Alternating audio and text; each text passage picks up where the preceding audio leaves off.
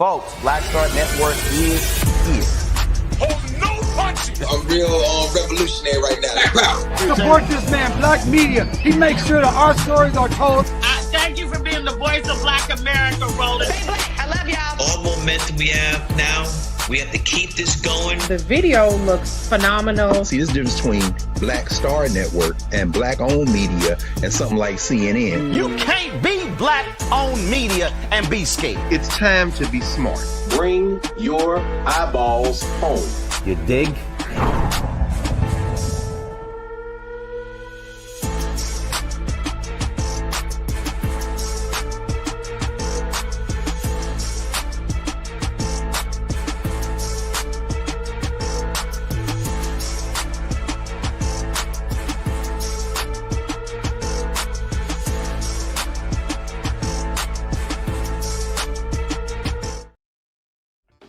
Folks, today's Monday, January 26, 2026. Coming up on Roland Martin Unfiltered, streaming live on the Black Star Network. Another tragic murder in Minneapolis.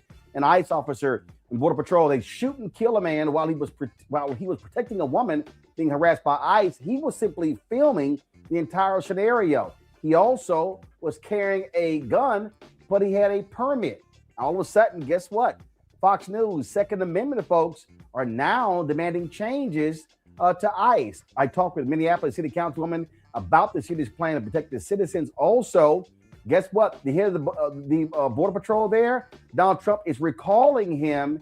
It looks like changes are being made. Protest is being effective. Also, the Republican candidate for governor, first of all, has dropped out, saying he cannot stand with him. Also, the Minnesota attorney representing the ICE agent who killed Renee Good is dropping. First of all, he's dropping out of the gubernatorial race, saying he no longer aligns with his party after Saturday's shooting. So there's a lot going on here, folks. House Republicans are pushing a new bill they say will stop insider trading. The critics argue it won't. Well, a member of Congress will join me later to discuss his plan to help ban stock trading in the federal government. Democrats are drawing a hard line when it comes to the Department of Homeland Security budget. We'll tell you all about that as well. Plus, Florida Congressman Maxwell Frost says he was the victim of a racist attack. For a year, mobile gas turbines at Elon Musk's XAI facility in Memphis have operated without a permit, despite an EPA ruling requiring one. State Representative Justin Pearson will explain what that means. Lots to break down. It is time to bring the funk on Roland Martin Unfiltered on the Black Star Network. Let's go. He's got it. Whatever the miss, he's on it. Whatever it is, he's got the scoop, the fact, the find. And when it breaks, he's right on time and it's rolling. Best believe he's knowing.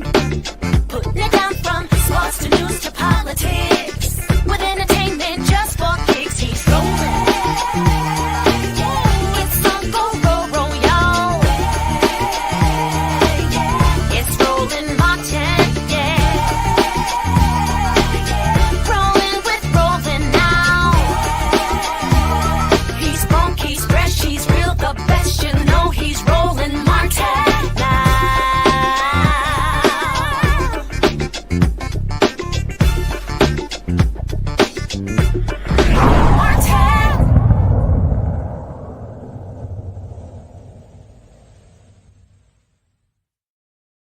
The tragic shooting over the weekend has led to changes, massive protests as well, all across the country. People are demanding changes after a Veteran Affairs nurse, Alex Preddy, was shot and killed while he was recording ICE agents in Minneapolis. This took place on Saturday. 37-year-old Alex Jeffrey Preddy, again, an intensive care unit nurse with no criminal record, was shot and killed by federal immigration agents during an enforcement operation. The Trump administration quickly claimed that Preddy, a licensed gun owner, approached the agents with his weapon drawn. That is a lie. Video footage from several angles disproves that assertion.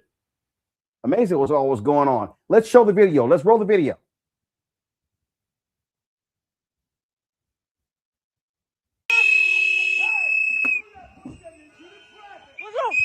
What the fuck is wrong with you?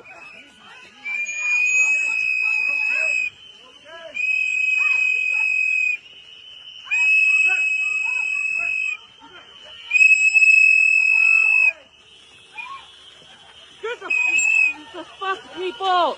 The fuck is wrong with you? Honestly.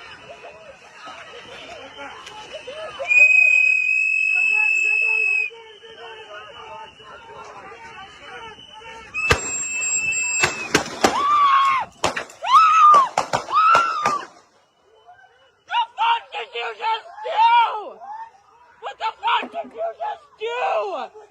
What the fuck? What the fuck? Oh my god! Oh my god! Oh my god! Oh my god! Oh my god! The fuck did you just do? The fuck did you just do? Yes! Liz, somebody call the ambulance! Somebody call the ambulance! Somebody needs to call the ambulance! Somebody call 911! I can't believe they just did that! Holy shit! Holy shit! Just get, come on! Come on! Oh my god, you fucking people, man! You're fucking killing us! Why would you do that? Oh my god! Oh my god! I can't believe I'm seeing this! I can't believe I'm seeing this! Come on! Come on! Come on! Come here! Come on! Come here! It is.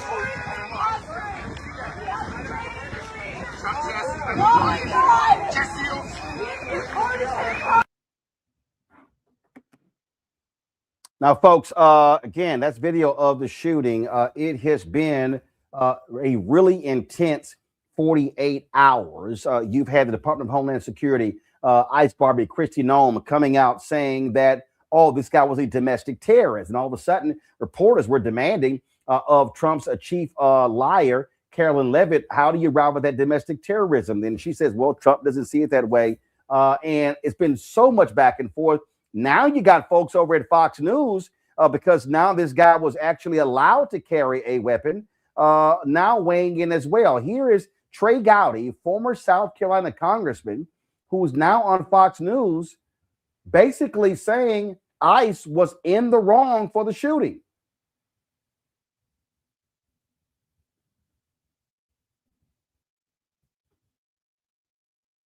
Do we have that video? If we don't have the video, let me know. I'll pull it up myself. And so it goes to show you how intense this thing is shifted. You now have Republicans in Congress, also other parts of the country, who are demanding changes. We also are seeing law enforcement who's also demanding changes as well. And so saying that ICE has gone too far. And so what you see is a tide shifting against Donald Trump, shifting against all of these folks and their actions. And so that is critically important. And what that tells us is that the protests are indeed having a strong impact. It is causing people to demand changes to be made. Let me play for you what Gowdy had to say. And I think what frustrates people, you remember Kyle Rittenhouse and how he was made a hero on the right. I am sure there are people on the conservative side who are saying, wait a minute, you mean you can't take a firearm to a protest? Because you were just celebrating the guy for doing it a couple of years ago. Alex Preddy's firearm was lawfully being carried. It's lawful to carry a gun in Minnesota. He never brandished it. He didn't point it at the cops. And we certainly should not be labeling him as being a domestic terrorist who is going to execute cops. There's no evidence. These takes are really important because, again, Fox News was defending ICE, defending border security over and over and over again. Now, all of a sudden, they recognize that this is a problem. And you know, I kept saying to folks, and they thought I was crazy saying this, and I say it for the last year, it is going to have to take white folks in this country to be greatly impacted by what's going on. It's going to take them to now get get in this game. You now have Republicans. Look at this here in Texas, Senator Ted Cruz. You have Congressman McCall. They all of a sudden, Michael McCall. You see the headline, GOP Senator Cruz, Representative McCall, call for investigation after federal agents fatally shoot man in Minneapolis. You have Texas Governor Greg Abbott saying you're going to have to see some changes as well. You are seeing a break in the dam. The folks who have been protesting. They, again, have been pressuring. Minneapolis has been ground zero for all of this pressure. You've seen the National Basketball Players Association taking their stance. The NBA delayed the game over the weekend. You're seeing numerous groups, again, step up and speak out against these actions. Earlier today, I spoke with Robin Wansley. She's the minority leader of the Minneapolis City Council about the protests and the impact they are having in Minneapolis and on the nation. Councilwoman Wansley, what is interesting about this latest shooting, this murder of Nurse Alex Preddy, is that, frankly, what it has done, it has awakened white folks around this country. For the last year, several friends of mine have said, what is it going to take for America to wake up and see what's happening with Donald Trump and MAGA? And I said, it won't be the attack on black people. It won't be the attack on Latinos. It's going to be the attack on white folks. And the shooting death of Robin Good, now Alex Preddy, all of a sudden you got conservatives saying ICE needs to change their tactics. Texas Governor Greg Abbott.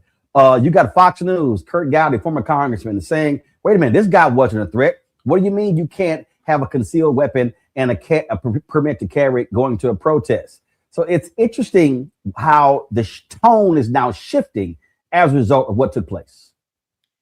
Yeah, and I would say actually it's the overall resistance movement that we're seeing play out in Minnesota, where there's a huge multiracial component of it, but it's also no, lie. Minnesota is a predominantly white state. Minneapolis is predominantly white. And what we saw on Friday were over 50,000 residents here across the Twin Cities, across the state. Also, we had tons of people come into our state for solidarity actions. And we're talking about ordinary people, union members, educators, nurses, which is what Alex Preddy was, all come in and say, Trump, you do not get to have the final say on justice, on liberation. And we do not agree nor accept your campaign of cruelty that is being waged by these domestic terrorists that are ICE agents. And I think that actually was the signaling thereof, like, wait, we have not seen something of this magnitude towards the Trump administration since the start of his term. And to see that it's also being joined by the likes of folks like Alex Preddy, it's like you name, it's working class white folks and also former veterans. He was a veteran and also a VA nurse, and who spent his time also serving his country and being killed by another federal agent.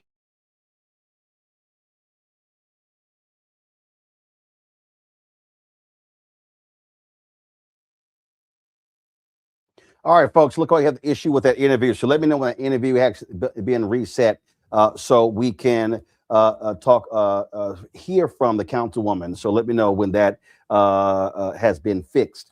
Again, folks, lots of moving parts here. I have been looking at a variety of stories talking about how the White House recognizes that they have a significant problem. You've got the Border Patrol leader who has been there in Minneapolis, walking around in his long coat, looking like the Gestapo. This here is a headline from Associated Press. Trump softens tone on Minnesota immigration crackdown as some federal agents prepare to leave. And so you see this story right here by what's going on. And he's pulling some of these agents, this Operation Metro Surge. So you take Border Patrol Commander Greg Bovino, who has been a polarizing force there in not only in Minneapolis, but in Chicago and other places as well. Well, he is being pulled out as well. So it is a lot. It is a lot that is going on there. And so we want to, break all of this down. We got our panel on standby. Folks, also, we have Representative Joe Morelli from New York talking about the stock ban trading. If he is with us, go ahead and pull him up. I would love to get his thoughts on this particular issue first. So let me know when the congressman is there. But again, folks, the tide is shifting. You're seeing what happens when people take to the streets. And this now is an increasing problem for Donald Trump. He, of course, is backing off a lot of the rhetoric where he's been attacking the mayor of Minneapolis, Jacob Fry, attacking the governor of Minnesota, Tim Walz. And so all of that has been going on as we see what is happening here. And so the protests are continue. And what did I say last year? And I was very clear, and there's no doubt in my mind. I don't care what anybody says. Renee Good being a white woman shot and killed. Alex Preddy being a white man shot and killed. This was going to cause a shift. Now, folks can disagree with me all they want to, but a lot of these people had no problem with the attacks on African Americans and Latinos. Now, all of a sudden, they are seeing the result of these actions. You're seeing what happens when ICE is allowed to do whatever they want to, how they treat people, how they're pepper spraying journalists, how they are threatening to put people on terrorist lists. They have been operating with impunity. But see, when you have folks like Stephen Miller and his wife, Katie Miller, and J.D. Vance and others, and even Donald Trump out there saying that they can do whatever they want, when they want, well, this is what you actually get. And so we have to understand what's happening here. Folks, do we have the congressman? If so, pull them up, please.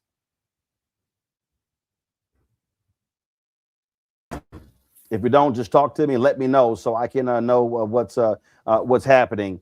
Let me do this here. There we go. Congressman, how you doing? I'm a little heartbroken, but personally doing fine. How about you? Doing great. So before we talk about the banning of stocks, that's what we're going to talk to you about. I got to get your take on what's happening. It is abundantly clear that Donald Trump and his MAGA administration, they realize they have screwed up. They have pissed off the American people. They are angry. They have angered folks. And it's not just the protests in Minneapolis, it's protests all across the country. And when you see his own party now demanding changes, they realize this is going to negatively impact them come November and the midterm elections.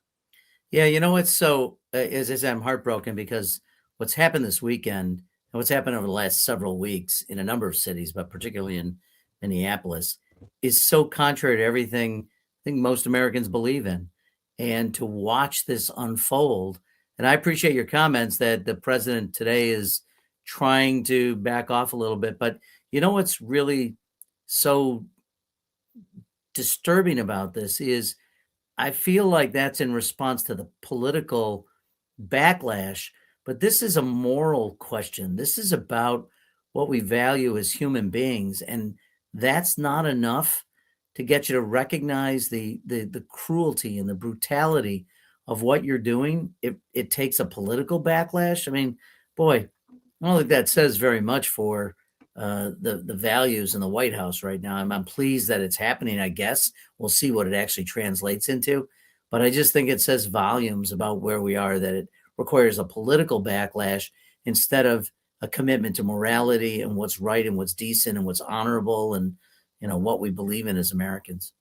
But Congress, here's the deal. The Republicans have been afraid to say something, to challenge this man. In fact, look, this is a political headline right here. It says, ICE shootings are freaking out the GOP. They're afraid to tell Trump. Some lawmakers see the administration squandering their strongest issues. And that's what you got going on here. They've been unwilling to tame this nonsense. They've allowed this thing. And I kept telling people on my show, they are going to cross a line. They're going to go too far. And when you kept seeing them, again, getting in folks' faces, when you have Bovino coming out saying, oh, there'll be consequences when it comes to the speech that you use. Wait a minute. Okay, if people are cursing at an ICE agent or Border Patrol agent and calling them Gestapo and Nazis, your job is not to beat somebody in the face, drag them by the hair, throw them, handcuff them, or pepper spray them. You suck it up and you take it. But when you had the president, when you had Donald Trump, when you had all these other people saying you have 100% immunity, these people said we can do whatever we want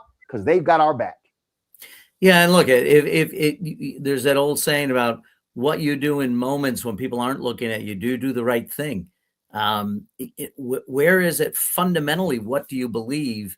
And now, you know, like I'm happy that some Republicans are finally speaking out. But again, I feel like they're doing it because the politics of the moment, their fear of getting reelected has gotten to a certain point but not because they actually looked at it and thought, Right. what's happening in America? Like, I think about this. You said something really interesting before I came on, but I was listening about this needed to happen to white people before anyone would pay attention in America. And I was saying the other day to a colleague when we were on the House floor, this reminded me a little bit of the moments in the 1960s when you saw on television, on the news at night, Black folks getting hit with water cannons and having German shepherds sent loose on them, that people like recoiled from it. And I think that's happening as well. But to your point, it only happens if you watch it and you're repelled and you think, what? This is America? We're the good guys. Are we supposed to be the good guys? What happened to all of that? What happened about a more perfect union? What happened to 250 years of starting in some pretty dark places, but always trying to move in the right direction to try to follow the North Star? And then you look at this and you think, this is America? What's happened to us? So I think you're right. And I think people seeing it and recognizing, or a 5-year-old boy taking 1,000, 2,000 miles away from home. I have 5-year-old grandchildren. I don't want to say the rage that I would feel. So people maybe are starting to recognize this isn't the America that we signed up for. This isn't what we want. This isn't what we believe in. Well, again, and you're right. So what happened here is the people that voted for him had to now confront, this is what you voted for? Is this what you wanted? You got a lot of Latino voters who all of a sudden, this is not what we voted for. And again, they lied to people, Congressman, and we knew they were lying. I mean, we kept calling them out. When they kept, oh no, we're only going to deport the hardcore criminals. We can all look at the numbers. Obama, significant deportations. Biden, significant deportations. But they weren't trying to turn it into the TV show 48 Hours. And that's what you have here. You got Bovino walking around in his long coat with 20 agents around him. I'm the big bad wolf going around. And you had all of that sort of stuff. When you have Tom Homan, who all of a sudden is the voice of reason, you know you got a problem. Yeah, I'm with you. I mean, Tom Homan's from New York. He spent some time here. So I agree with you. And even when you look at the video, and I know people are looking frame by frame on what exactly happened, but just, you don't even need to. You see it in real time. A woman gets shoved to the ground by federal agents. And this gentleman goes to try to assist in some way. And seconds later, he's shot to death. I mean, and the shots, there must have been, I thought it was 8 or 9 shots. It was 10 shots. 10 shots. I mean, and then they lied to us. They lied. Oh, he pulled out a gun and he brandished it at the agents. I'm sorry. Yeah. We can now see. So Kristi Noem lying, Bovino lying. They all kept lying. They lied about Renee Good, and they really lied about this guy. And we saw the video where they took his gun away, and after they took his gun away, when he was allowed to carry, had a permit, then he was shot and killed. And they lied to say, oh, he was a domestic terrorist trying to attack federal agents. They lied. They just lied. Yeah, you know, it's really interesting. When I was a kid, in the middle of the Cold War, every time the Soviet Union ever spoke as a government, it seemed like it was lie after lie after lie.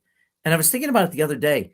The United States government is now putting out absolute lies. I mean, things that they know not to be true, as though it is. They've been lying to federal judges.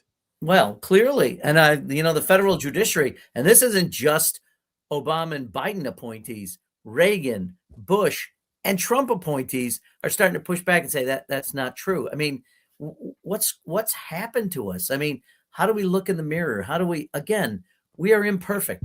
I know the president doesn't want to talk about our imperfect history, but it is our history. And we can only learn from it if we remember it, right? If you forget the things you've done in the past or present and you whitewash it, you can't learn from those lessons. And it's so, I will say, in this job, like yours, you live with this 24 hours a day. I mean, you literally, I guess we sleep. So the waking hours, that's all you do. You're reading headlines, you're getting news, you're talking, you're trying to figure out. But the last 72, the last 72 hours, but even the last 2 weeks is really a lot to process. I think it's weighing down on Americans. And by the way, Donald Trump talked about, reducing the cost of goods. Well, that hasn't happened. And in the last several months, all he's talked about is the Nobel Peace Prize, his ballroom.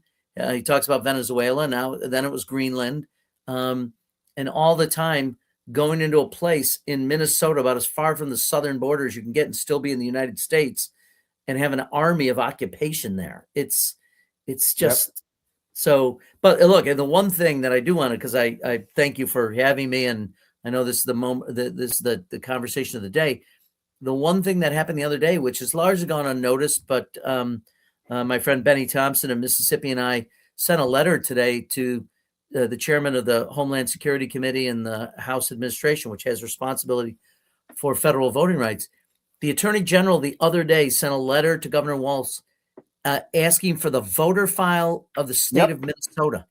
I mean, this is actually, if you're really, really cynical, or if you're really suspicious, or if you've become now just the average American who knows you're being lied to by your government, the fact that they want voter files and voter records. So this is, in my mind, my spidey sense goes up. This has nothing to do with fraud. This has to do with intimidating election officials, intimidating voters, getting access, and trying to overturn elections in the past, and trying to intimidate people so that they don't vote in the midterm elections. People really need, sadly, there's so much to pay attention to, but really understand what's going on. They're trying to disrupt the midterm elections so that Trump and his policies don't have to have accountability. And what they're doing is they're suing states that won't give it up. I'm going to come back to Minnesota. First of all, on voting rights, we cover that all the time. But we initially booked you talk about the stock trading. I got to say, it has been shameful to me, the lack of courage from members of Congress, where we know it is without a doubt individuals who serve on committees who all of a sudden buy stocks or sell stocks that days before or hours before, and they have information based upon their access to that data that other people don't have. And you've had members of Congress go there and earn millions and millions of dollars through these stock trades. And you can't tell me there's somebody who ain't never traded stocks who all of a sudden is an expert picker at stocks. Look, I when I first came to Congress, I don't have a lot, but I said I don't want to have any individual stock, because I don't want, if I'm taking votes on sensitive subjects, whether it's artificial intelligence or it's military defense contracts, et cetera, you don't want people thinking to themselves, is he doing that because of the national interest, or is he doing it for his self-interest?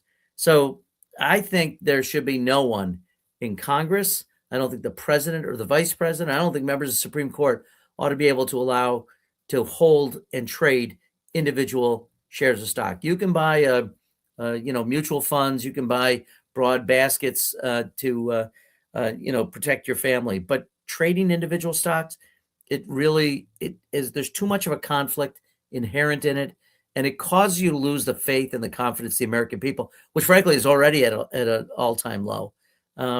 Here's one I think has been reported. I'm sure you know it, but the president back in September, while he was president, not years ago, but since he's been president, bought nearly somewhere between $500,000 and $1 million worth of Warner Brothers corporate bonds. Now, you and I know Warner Brothers is in the middle of merger talks with Netflix. And at one point, the president's son-in-law was trying to get private equity to push up the bid by Paramount to raise the price. I mean, this is crazy. The president owns corporate bonds of companies that are in the middle of merger talks and ultimately have to go in front of the FCC, Brendan Carr, his friend, and the guy he appointed, to make the determination on whether that deal goes through. Now, should I be wondering whether or not the FCC and the president are doing everything they can in the public interest, or are they doing it in the interest of the president's bottom line in his personal checkbook? And when that starts to happen, you lose faith. And in a democracy, when you lose the faith of the governed, the people who are in charge, what else is there? I mean, that's the most fundamental thing in a democracy. Congressman, there's no doubt in my mind that these people are corrupt, that they're doing all they can to rape and pillage America, to make as much money. They don't give a damn about the emoluments clause. I mean, whether it's the Qatar jet, buying bonds, they don't care. And listen, they have a party that will not hold them accountable. Democrats are in the minority in the House, in the Senate. So their whole deal is, hey, we got to make a run of this as long as we can. And that's one of the reasons why I think they want to cheat with the voting rolls, because they don't want Democrats controlling the House and or the Senate, because then there will be investigations, there will be hearings, and they don't want that. And so that's the case. But certainly, I do believe when it comes to the issue of stock trading, there's no doubt in my mind. I don't understand why members of Congress are so resistant to it. Well, I do, because frankly, it's an easy way to fatten up your piggy bank, and that's what you got going on. And then, of course, you can also be like Kristen Sinema, go to the Senate, raise a whole bunch of money, spend it on lavish trips, and then pocket that money, and then, of course, get a lobbying job, and then you can live like a fat rat. Yeah, look, even the people who are maybe doing it innocently without any additional information, but it just doesn't look good. And again, you have to be, as they used to say, above reproach. You know, they used to say about Caesar's wife, you have to be better than everyone else. You have to think about these things if you're going to have the confidence of the public. And when you can trade individual stock, let's say you're on an appropriations committee, as I am. If you're in the defense space and you know that the United States Navy is going to start ordering ships and it hasn't been made public, it's not inside information in the way that you think of it under the current law, but it's definitely information that you could utilize to benefit yourself. And so when people think that that's happening, whether it's members of Congress or the president, Supreme Court, for who these people often appear in front of, we just have to say no. And that's why we've got a bill that would ban all of this. Republicans are resistant, but we're going to continue to push on it. There's so much I want to do in this space. If I'm fortunate enough to be in the majority next year and chairman of this committee that has jurisdiction, we're going to make massive changes. And my friend and partner and the leader, Hakeem Jeffries, has instructed me to work on anti-corruption legislation to really create the greatest reforms in our government since Watergate. So and the stock trading ban is certainly going to be among it, as are many of the things you mentioned that would tighten the emoluments clause of the U.S. Constitution. No more jets from Qatar, no more making billions in the crypto space and using your office to do it. All of these things really cause people, understandably, to question where their government is and who it's working for. Congress, I just have one request, and this is the position I've always taken, and it's the problem that I have with too many Democrats, is that when they get power, they don't use it. And to me, this is where if Democrats regain control of the House or they gain and or the Senate, then they need to use that power. Listen, for whether we despise a lot of their actions, what Donald Trump and MAGA and these Republicans did when they got the power, they used it. And too often Democrats are like, well, we got this, we got that. No, people want to see action and results. And they don't want to sit there and watch people say, oh, it's going to take some time. They want to see it now. And that's what I hope, if y'all gain control, that y'all wield that power the way it's supposed to be wielded. Yeah, I think the important thing is use, don't abuse, but definitely use. And we're going to do it. Frankly, I'll tell you, when it comes to, because this is all going to be part of it, Voting Rights Act and whatever the Supreme Court does, we're going to have to get in there and we're going to have to make some changes to safeguard people's right to vote and stop the reemergence of Jim Crow laws across this country. And that's, I think, part of the aim here. We're going to do this and we're going to do it quickly. I think January, February of next year, you're going to see massive changes. And we're going to put these bills up on the House floor and we're going to start to reform the government of the United States in the way it deserves to be, so that people start to have confidence once again that we're working on their behalf. Absolutely. Congressman Joe Morelli, we appreciate it. Thanks a lot. Nice to be with you. Thank you. Thank you. I want to bring my panel, Dr. Ome Congo Dibinga, Senior Professor of Lecture, School of International Service, American University, author of Lies About Black People, How to Combat Racism, out of D.C. Joy Cheney, founder of Joy Strategies, out of D.C. A. Scott Bolden, attorney, as well, out of D.C. Glad to have all three of you here. Scott, I want to start with you.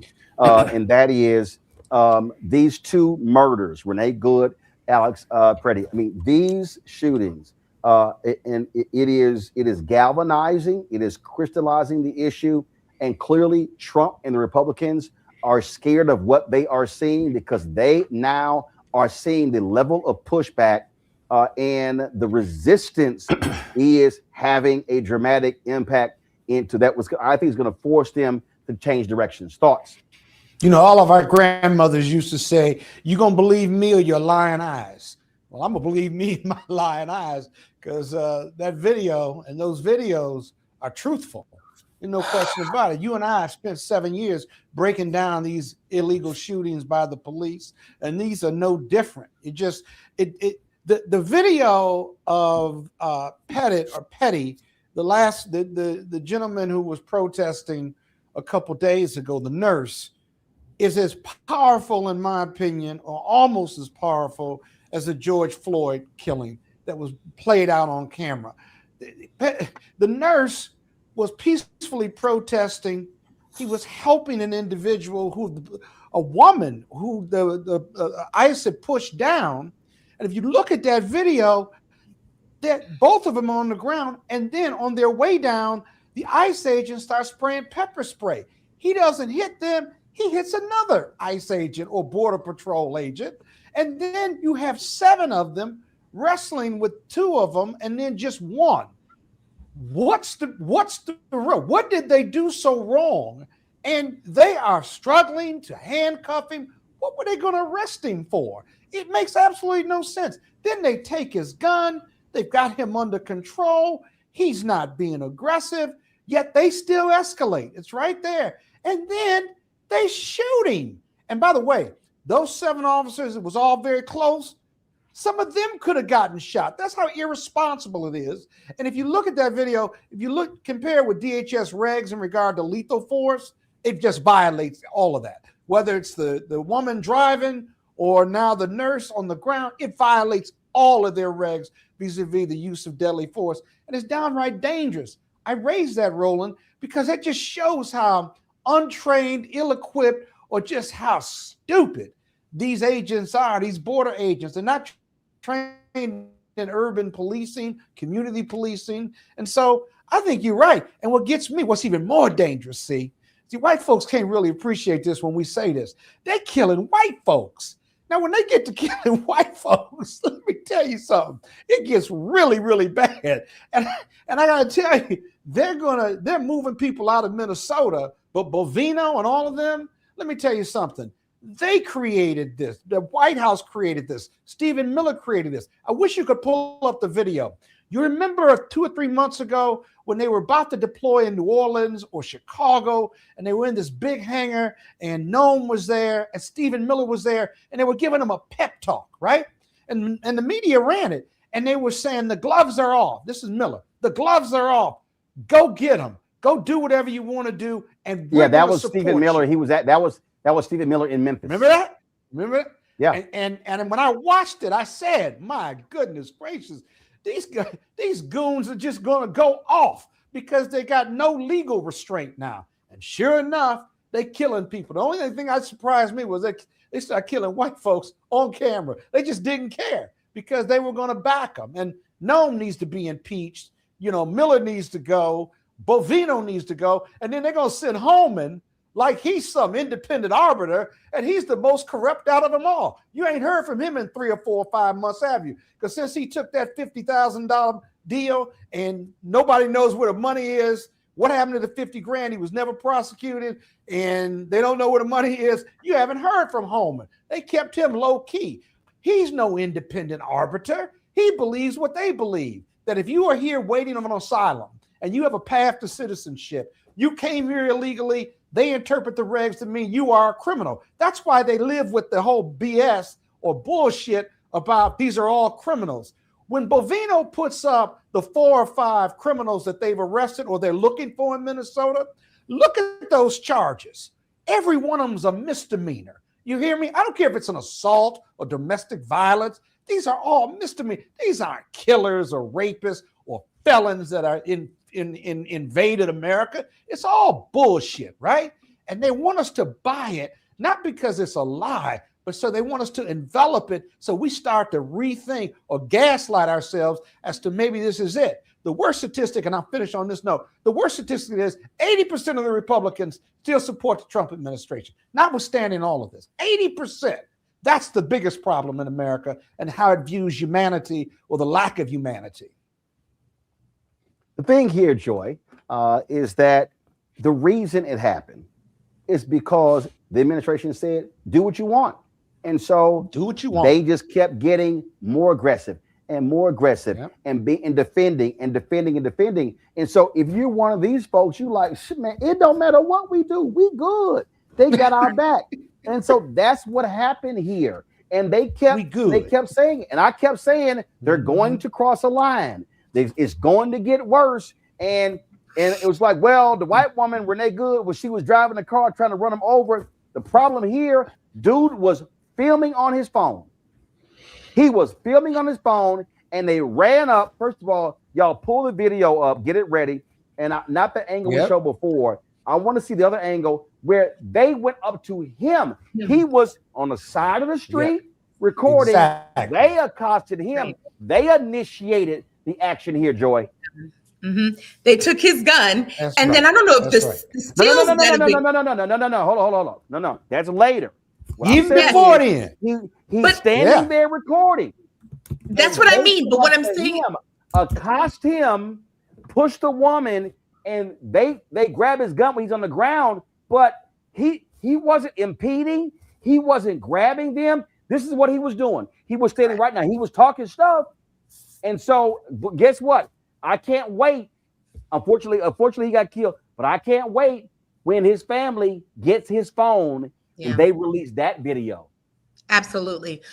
The other thing is, I don't know, there have been a lot of stills that have been put out that have captured different moments in the entire exchange, which I think is something that, I have not seen the detail of each of these stills in the way. That's because there's so much footage out there. And I think you really see how it unfolded, and you see that there was the ICE agent who was to blame here. But to your earlier point about the climate that they are in, the instructions that they were given, the encouragement that they were given has created the moment that we are in.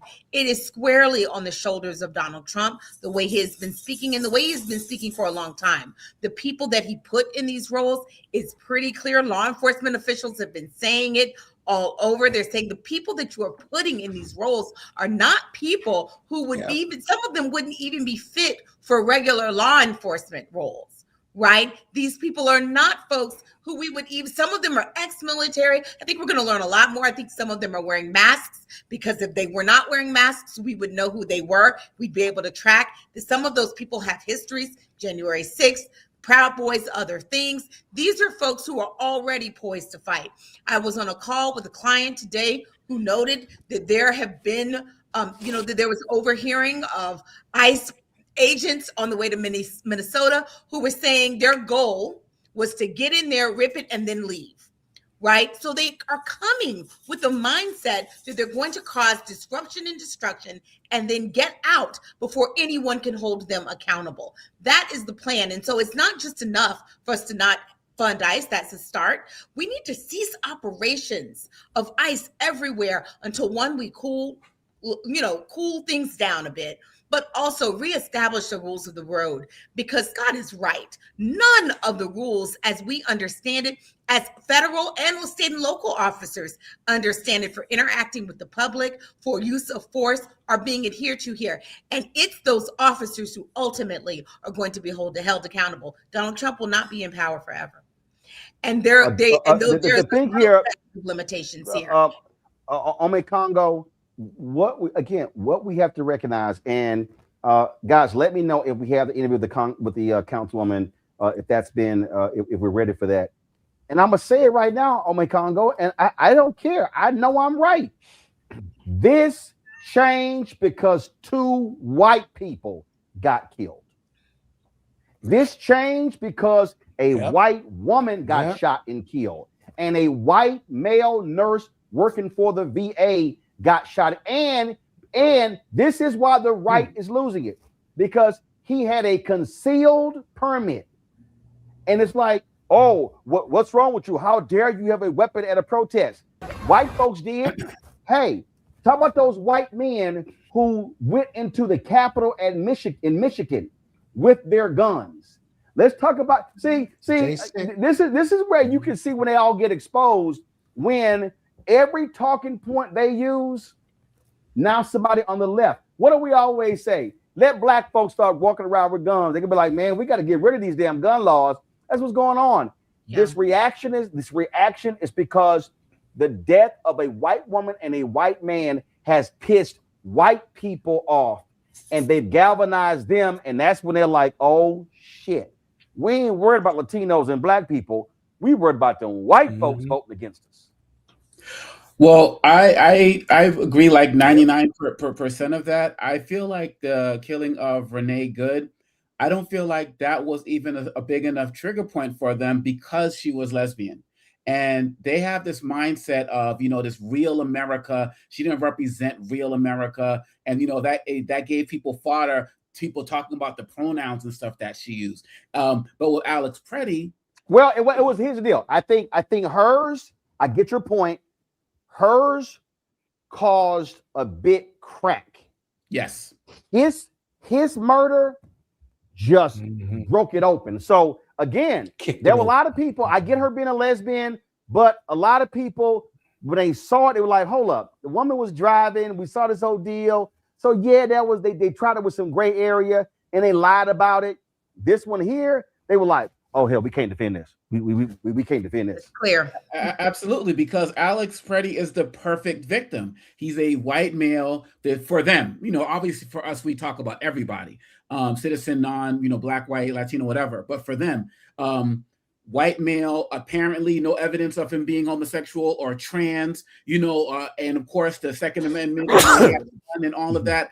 That for them is what led to the Players Association, NBA, all of these Minnesota teams, the business community, for all of them, and the veteran connections. You see him reading The Last Rites, so you have the religious connection. So he was the perfect victim. We don't need perfect victims in our community. We speak up on all injustice, but that's what they needed for their breaking point. And this was all building up if they would just listen to us in the first place, as we know they never do. And so that's why I think you're seeing the Hollywood people also speak up. Tyrese Halliburton, first NBA player to say something, that he was murdered.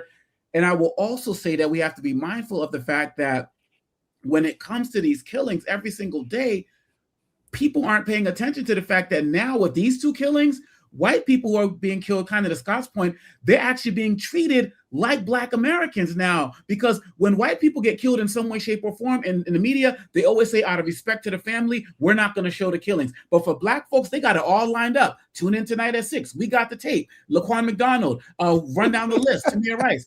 Now they're doing this with white people as well, which shows the level of depravity that we've reached as a society. And that was the part I wasn't even expecting, Roland, but it's necessary to wake up more Americans to this tragedy so they can start hearing what we've been saying all along and start to do something about this crisis that's happening in America. Again, I'm going to say it again.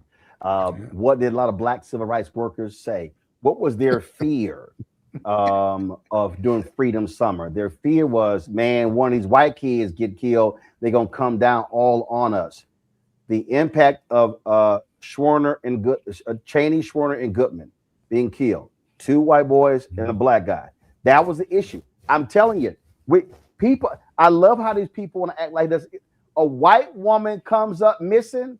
Oh my God, we are still they are still doing documentaries on Natalie Holloway.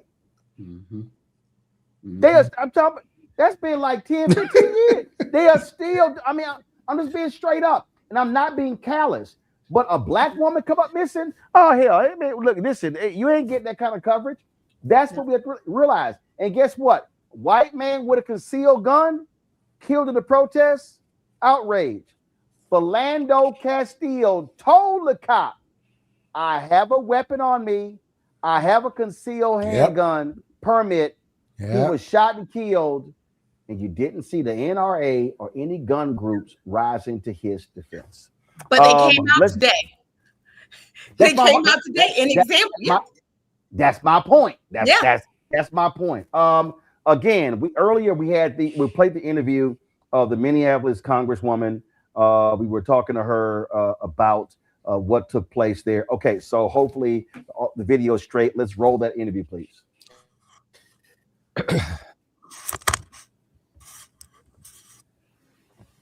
Councilwoman Wansley, what is interesting about this latest shooting, this murder of Nurse Alex Preddy, is that frankly what it has done, it has awakened white folks around this country.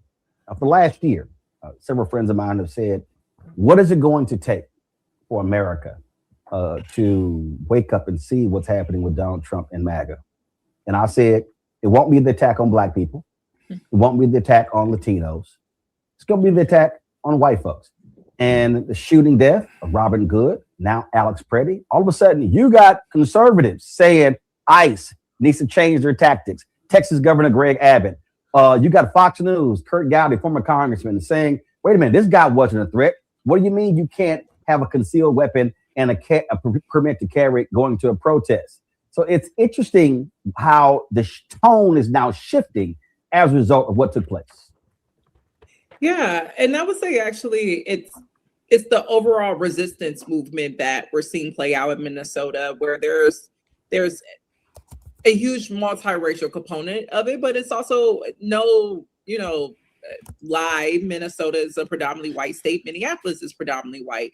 And what we saw on Friday were over 50,000 residents here across the Twin Cities, across the state. Also, we had tons of people come into our state for solidarity actions. And we're talking about ordinary people, union members, educators, nurses, which is what Alex Preddy was, all come in and say, Trump, you do not get to have the final say on justice, on liberation.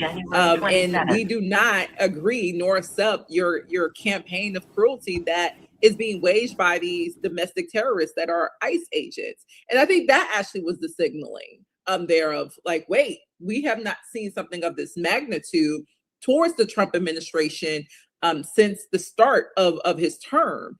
And to see that it's also being joined by the likes of folks like Alex Preddy. It's like you name, it's working class white folks and also former veterans. He was a veteran and also a VA nurse, and who spent his time also serving his country and being killed by another federal agent while just simply observing and saying what you're doing is absolutely unacceptable in our streets, and doing that just with his camera. It says a lot. And I think the Trump administration is recognizing that they are not winning the public narrative on this. They're not winning public support. And this is not a good look to be out here just killing and shooting civilians at their discretion. And I think this is why we're seeing this opening with the Trump administration walking back some of the threats that they were very forceful of. But it's largely because working class people, ordinary people in the Twin Cities have been on the front lines of defense since Operation Metro Surge started several weeks ago, and made it very clear, you don't get to do this. You don't come into our communities and harm our people without consequence. The reason I asked the question that way is because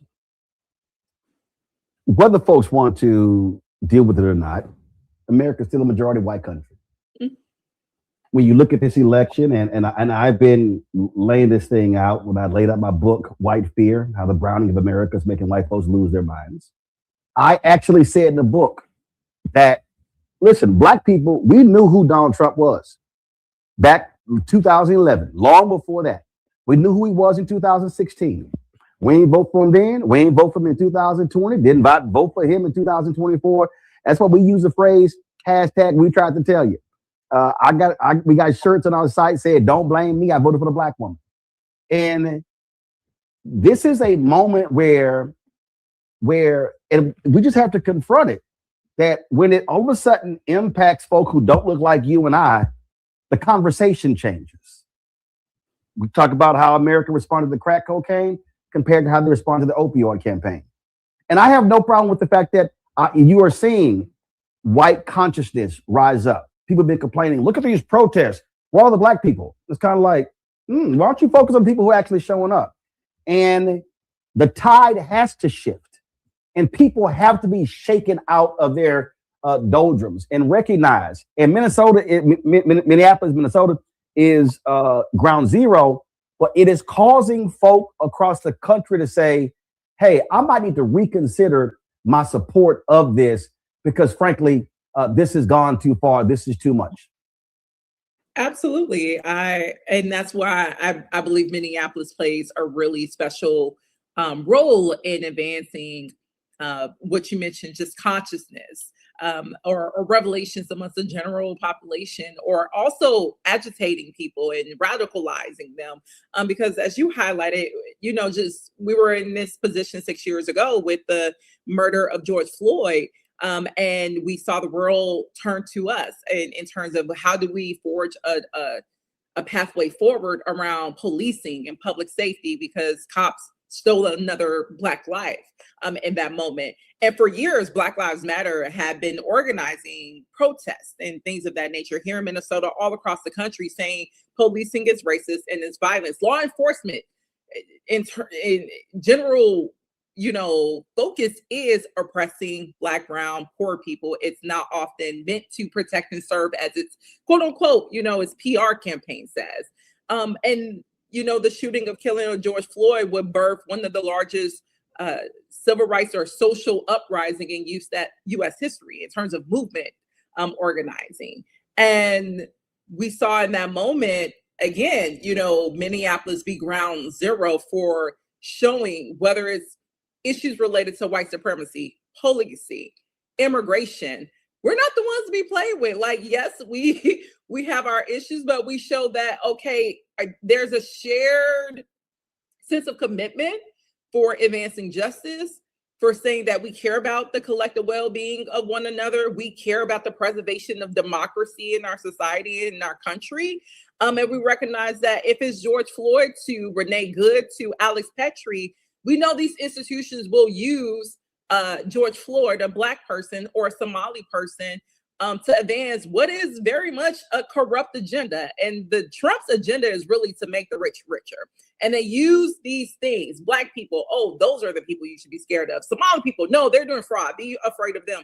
Oh, these illegal immigrants. No, those are the problems. Those are the people who are taking your jobs and making it so that you don't have health care all of a sudden. It's to distract us from recognizing that it's the wealthiest of our society that should be the common enemy. And they have us looking at one another and trying to create confusion to make it seem like we're the problem.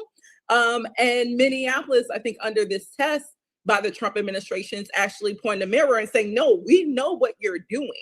And we're not going to capitulate to this. We see the schemes that you're using around racism, around fascism. We are not going to stand for it. And we're going to set a new model, what it looks like to take on this administration. And to have white folks at the forefront of it, I think it's important. It's important to show that as white people, you have the responsibility to take up a bulk of this weight in this fight. And knowing that it's coming on the heels of other communities, Black folks, immigrants who've been on the front lines of taking on these very deadly and violent institutions by themselves for a long time. So it's great to see that it's being leveled up, and that hopefully it's a playbook for other cities where Trump looks to enter into and also take control and show that you have options to fight back. And not only that, it is also showing hypocrisy, because it's quite interesting to watch, again, Trey Gowdy's of the world and Fox News talking about this was a rightful gun owner who had a permit. So did Philando Castile. Yep. And they were mighty quiet when he was shot and killed. Yep. Yep. You're absolutely right. And these are the things that we're recognizing locally. In fact, I mean, just a couple of days ago, one of our local civil rights leader who was on the front lines of Philando Castile, of Jamar Clark, of all the many people we lost at the hands of law enforcement, our local militarized, enforcement agency, Nakima Levy Armstrong, she was prosecuted and arrested. Charges are still being pended because she has always called to question around how serious do we take the valuing of Black lives in our communities and in our cities, especially when it comes to policing. And that was the case with Philando Castile. We have video footage that blatantly showed this man was killed in his car. He was a rightful gun owner. He even disclosed that in the contact with the officer who pulled them over. And we saw that officer still shoot him multiple times, kill him in front of what at the time was his fiance and his daughter, and then get acquitted.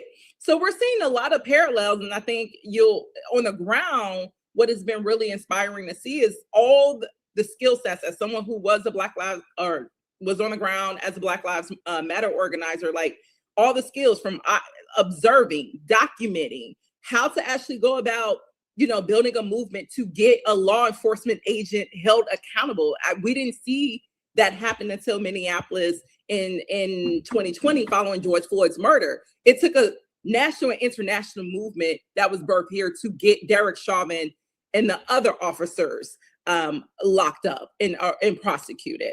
So we're seeing a lot of parallels of the movement to demand a new model around immigration, to take on the Trump administration. It's absolutely taking from the struggles that we led on the ground in response to preserving Black lives here, and also calling for justice for the ones who were stolen at the hands of law enforcement. Well, this is why I have consistently said since the inauguration, this is not a moment to be silent, not a moment to be quiet. We can't be afraid to take to the streets. We can't be afraid to raise our voices.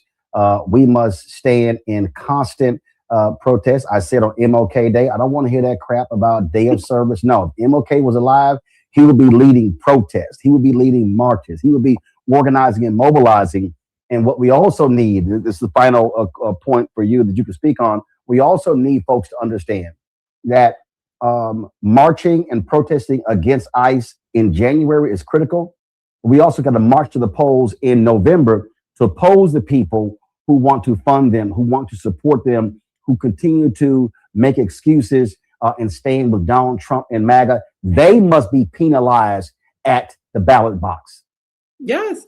I think, of course, we've heard electorally, we need to be looking at the midterms, elections as an opportunity to flip who represents us and who is whoever is out here supporting Trump's campaign of cruelty and racist violence that's impacting everyone. You should absolutely be motivated to get those people out. But I also would say it's important to hold elected officials, people who currently have positions of power and who may or may not be seeking re-election come the midterms. It's so important to hold them accountable in the current moment. Right now, we could eliminate funding for this agency that is the domestic terrorist agency of ICE. And here in Minnesota, we're calling on Senator Amy Klobuchar as well as Senator Tina Smith to do everything that they can, if it even includes filibustering, to make sure not one more dime goes to this agency that's already overfunded and is not helping our communities. It also looks like holding accountable our current governor. Governor Walz has the ability to declare a state of emergency and put an eviction moratorium in place, because there are thousands of people who are about to be at risk of getting evicted and put on the streets, and thus put more in contact with ICE agents to then either be abducted or shot or killed or worse. And we have the ability to protect those residents right now if Governor Walz exhibits the courage to do so and allow people to shelter in place. It looks like state officials holding the federal ICE agents responsible for shooting and killing Renee Good and Alex Preddy accountable. And that looks like arresting them, prosecuting them. I get ongoing investigations must happen, but there is a bulk of evidence right now that should be used as a baseline to at least detain these agents who robbed our communities of beloved community members who literally were helping care and protect one another. Absolutely. Councilwoman Wansley, keep up the fight. We appreciate it. Thank you. Folks, also, it's amazing what happens when a shooting like this takes place, and then Democrats who, say, well, I'm going to vote this way. Now all of a sudden go, yeah, I kind of made a mistake. Check this out. Democrats who voted for DHS funding suggest he now regrets it. Tom Suozzi of New York, one of 7 Democrats who broke from their party last week to provide the votes to pass a bill to fund the Homeland Security Department, told his constituents on Monday that he had failed in doing so. He sent an email out saying, I failed to view the DHS funding vote as a referendum on the illegal and immoral conduct of ICE in Minneapolis. I hear the anger from many of my constituents, and I take responsibility for that. Bullshit. This is what the real deal here is on the Congo. You have folks like Tom Suozzi, who wants to play this. Oh, I am a support law enforcement. We saw the actions of ICE in Minneapolis before the shooting on Saturday.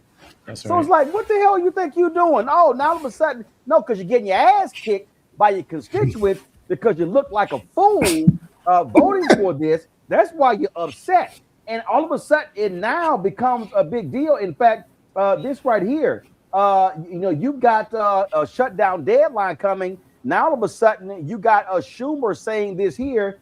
Democrats will speed up non-DHS funding bills ahead of deadline shutdown because they don't want to sit here and vote for it. You see right here, let's see, Senate Democrat leader Chuck Schumer announced Monday that Senate Democrats are prepared to speed up passage of 5 government funding bills, but not funding for the Department of Homeland Security to avoid a large swath of the government shutting down at the end of the week. Senate Democrats have made clear we are ready to quickly advance the file appropriations bill separately from the DHS funding bill for the January 30th deadline. Yeah, I mean, that's what you should be saying, because you know what? It's causing people like Pennsylvania Senator John Fetterman who've been kissing the ass of ICE, saying all sort of crazy ass things left and right. He now all of a sudden realizes, I got some issues. In fact, did y'all see? I'm gonna let you speak to that because I'm gonna ask Jordan's next question about Fetterman and his wife, how her coming out has got him going, yeah, I might need to readjust my position. But go right ahead on the Congo. Yeah, I was thinking about Fetterman and his with that. But I was Swazi. Look, the fact of the matter is, any Democrat at this stage that votes to support ICE or not, or to fund it or any way, shape, or form, they need to be primaried. Look, during 2024, the election and all of that, people can say that was an extreme left position with Democrats or independents. Now, when you look at the polling, abolishing ICE is a moderate stance. It's a moderate stance among Democrats. It's like 40-something%. And that was before the Alex Preddy shooting. And so when people talk about, you're hearing people say Democrats who vote to support this, they have blood on their hands and all of that other type of stuff. This is one of the main issues with Democrats this year. And so Swazi and I think 3 other ones came out and said that they regretted or they condemned the killing or whatever. They need to be primaried. And we can't be afraid to primary these guys going into these midterm elections. The fact of the matter is that some of these Democrats are refusing to stand up and meet the moment. They're refusing to be the opposition party that we need. It's not an age thing, it's a comfort thing, and it's a donor thing. Some of these guys are just too corporate, and this is the time to stand up and speak up. And if not, you should be primary, period, bottom line. And Swazi should be one of them. This is what I find to be very interesting here, Joy. Let me show you this here. This is a statement that the wife of John Fetterman put out. For more than a decade, I lived undocumented in the U.S. Every day carried the same uncertainty and fear lived in my body. A tight chest, shallow breaths, racing heart. What I thought was my private chronic dread has now become a shared national wound. This now daily violence is not law and order. It is terror inflicted on people who contribute, love, and build their lives here. It's devastatingly cruel and un-American. Now, John Fetterman has been a huge supporter of ICE. In fact, he had to. Her comments are made shortly after the shooting. Fetterman, of course, released his statement. This is what he said: Miss Good and Mr. Preddy should still be alive. My family grieves for theirs. The operation in Minneapolis should stand down and immediately end. It has become an ungovernable and dangerous urban theater for civilians and law enforcement that is incompatible with the American spirit. As a very pro-immigration Democrat and ranking member of the subcommittee on border management, I believe our nation deserves a secure border and that we should deport all criminal migrants. I also believe there needs to be a path to citizenship for those hardworking families who are here. I've also spent significant time hearing many different positions on the funding bills and maintain that I will never vote to shut our government down, especially our Defense Department. Additionally, a vote to shut our government down will not defund ICE. DHS has $178 billion in funding from the One Big Beautiful Bill Act, which I did not vote for. I reject the calls to defund or abolish ICE. I strongly disagree with many strategies and practices ICE deployed in Minneapolis and believe that must change. I want a conversation on the DHS appropriations bill and support stripping it from the minibus.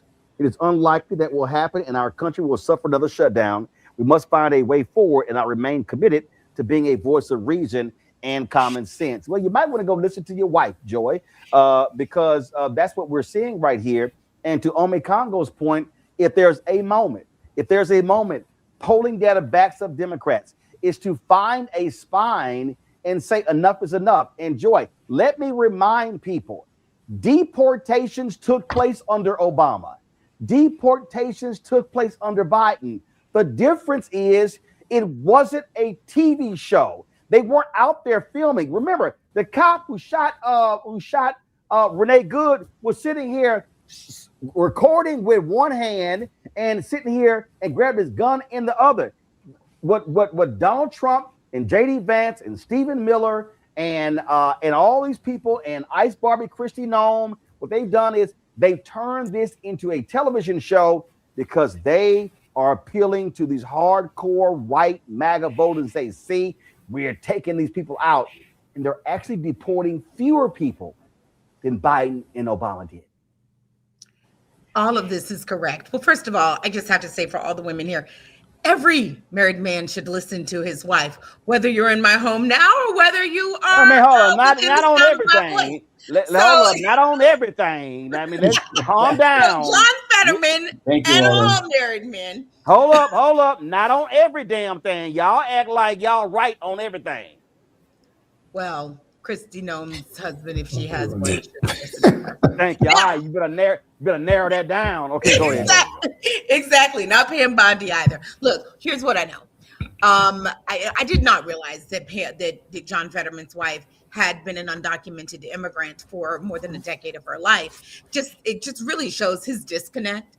The fact that he could have been such a staunch supporter of ICE and understood sort of her experience. And so, that's something that she should address.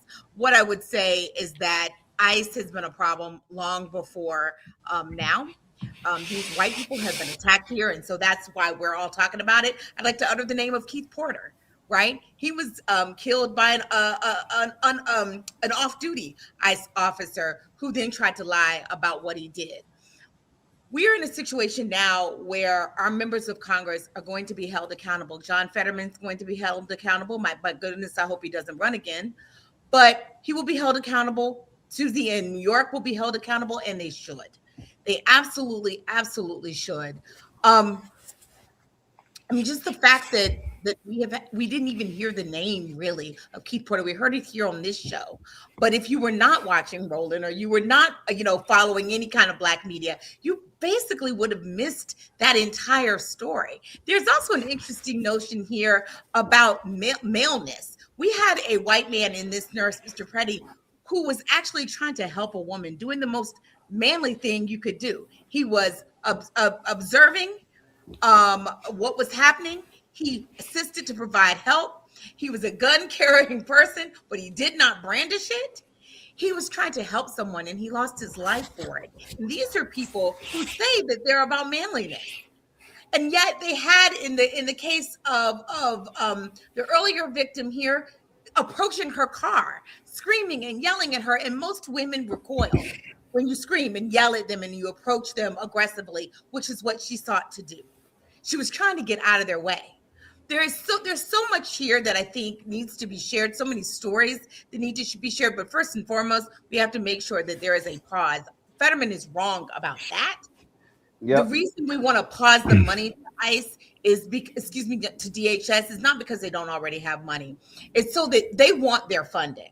And we have to make sure it limits their ability to move and operate when we do that for long term. So it is absolutely important that we separate it out. John Fetterman doesn't want to shut down of the government. What he has to be clear then is ICE can't be funded and can't be a part of that. So we can go forward. Bottom line here, Scott, if you are a Democrat, again, this is what people don't understand. They freaking, oh my God, we want to hear abolish ICE. No, how about ICE operate the same way they did under Biden and Obama. You have a sense of decency. You follow procedures. What Donald Trump has done is just hired people. And the problem is we don't know who the hell these people are. We don't know if they're actually commissioned law enforcement. We don't know if they're bounty hunters, if they're oath keepers, if they're promise, if they're the Proud Boys. We know who the hell these people are, and we can see by their actions that they don't even damn about traditional law enforcement. They're pissing off other law enforcement. Scott, they are pissing off police chiefs in Illinois, in Minnesota, all around the country because they're like, we don't even have to work with y'all.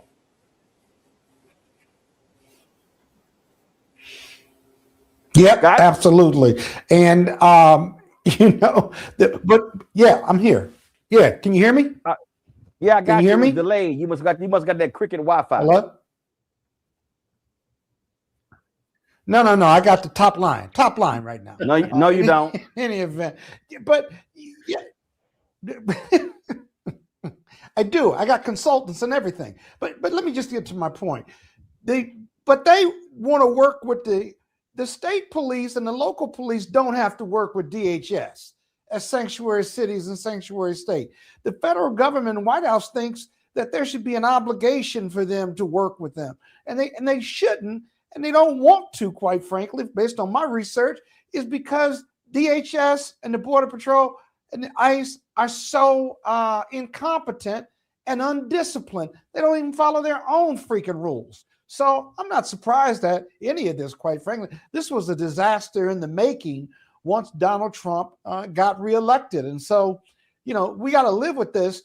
The money piece is key. You don't want to defund DHS. You want to reform DHS. That's what the Democrats' messaging is. You want to reform it. You want to get folks trained up, and you want to train them in de-escalation versus this militaristic approach as if they're going to war with people who are waiting on asylum hearings. It's over the top. It makes no sense whatsoever. They don't have to beat their chest. They don't have to. It's not us against them.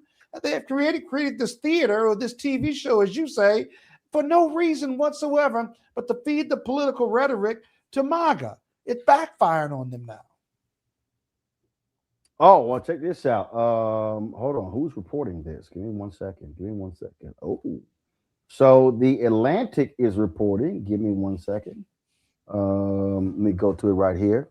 Again, this is what happened when heads roll. The Atlantic is reporting that Border Patrol Chief Greg Bovino is being demoted, and he is going to retire as a result of what has taken place. Let me pull up this article right here. Greg Bovino has been removed from his role as Border Patrol Commander at Large and will return to his former job at El Centro, California, where he is expected to retire soon, according to a DHS official and two people with knowledge of the chain. His sudden demotion is the clearest sign yet the Trump administration is reconsidering its most aggressive tactics after the killing Saturday of 37-year-old Alex Preddy. Wow. Respond to that, Omekongo. Hey, the people have spoken, and this is a victory for the people. We know what we talked about earlier. Tom Homan coming in is not like we're sending down an angel or anything like that. But this is something that Stephen Miller, who's the policy chief, and Donald Trump and Kristi Noem wanted to do across the country. They wanted to terrorize cities across the country. As Kristi Noem, Pam Bondi said, "Hey, give us the voting rolls," and they wanted to terrorize people so they can start to sabotage the elections. They wanted to make everybody feel scared, and the people kept standing up. And the business community, even though they issued a lukewarm statement over the weekend, finally started speaking up. And so this is a small victory. I feel like Bovino is somebody who still needs to be held up before a court. He needs to face charges for his actions, don't get me wrong. But these small victories are adding up. And this is a result of the people pushing and fighting back. And so this is a win for us and a loss for the Trump administration, a loss among many. Can I just say this, though? As important as it is, and I saw that Atlantic article pop up too, the most important as this is, Bovino is terrible. I'm glad he's gone, or is reported to be gone. But we have to make sure that he's not replaced with a Bovino light. Someone who is nicer about it, doesn't wear a Nazi uniform when he does it, but is pretty much still doing the same exact thing. because even before white people were being killed, immigrants, many of them law-abiding, were being rounded up like animals in ways that are inhumane without due process. So I'm glad about this, but we cannot lose the urgency here. There's no doubt you can't lose the urgency. And the other thing is here, Scott, this won't be the only head to roll. Trust me, folks are going to say, well, Bovino's out, we're good. No, you're going to see more demands for Kristi Noem to go and for others to go, and for there be to a major shift in policy from Trump folks.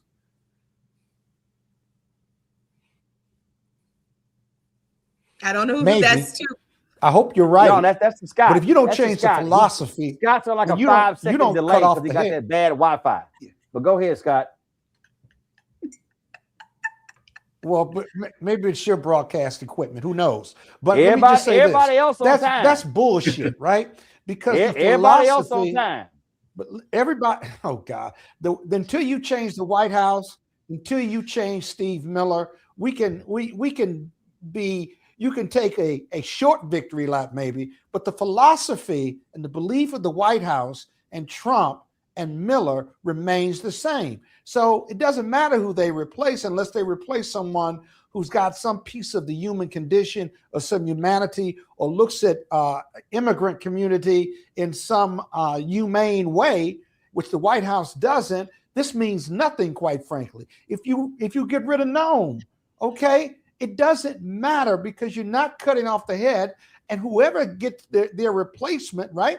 They just don't have the baggage that Noem and Bovino had, including Holman. And so, okay, their heads are rolling. They're scapegoats. That's all they are, really. So let's see who they put in place. But more importantly, does the philosophy change? Does the operation and management of these surges, does that stop? Or is that done in a more humane manner? Because President Barack Obama got rid of about 16 million immigrants, and you never heard a word about it. You had to have it reported to you years later. So that's the professional way to do it. But if they don't change their philosophy, it doesn't matter who's in place.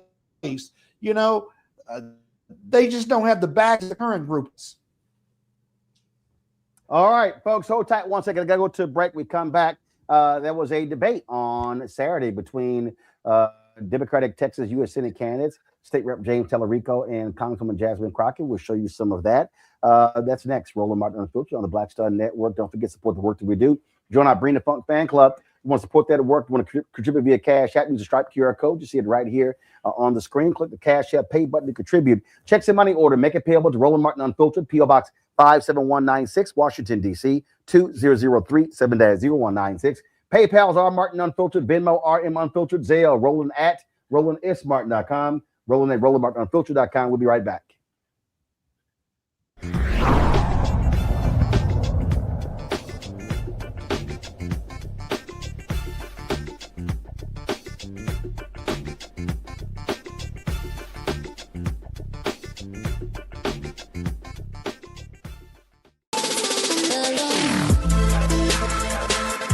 Hey y'all, welcome to The Other Side of Change, only on the Black Star Network and hosted by myself, Rhea Baker, and my good sis, Jamira Burley.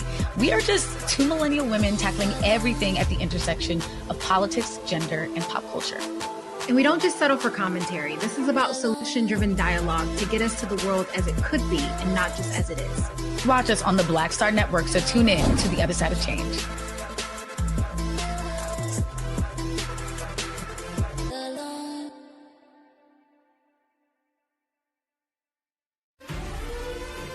Violent white supremacy is, quote, the most persistent and lethal threat in the homeland. The greatest terrorist threat to the homeland is the homegrown violence stream, including hate crime committed on behalf of some kind of white supremacist ideology. They are coming after everything in Black America. MAGA and Donald Trump are specifically targeting Black America. They are going after the money. Attack Black Lives Matter. Attack critical race theory. Attack woke, DEI. MAGA wants to defund Black America. This is a perfect example of their desire to completely degrade and de-emphasize Black people.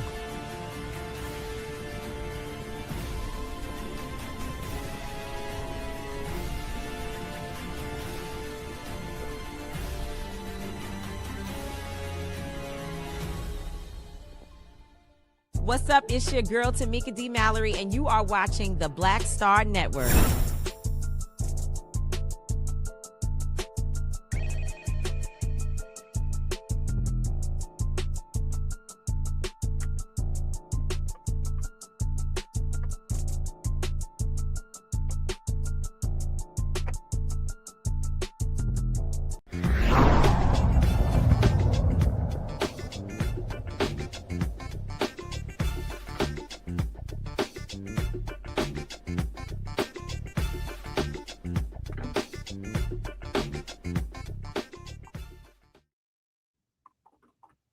All right, folks, it is time.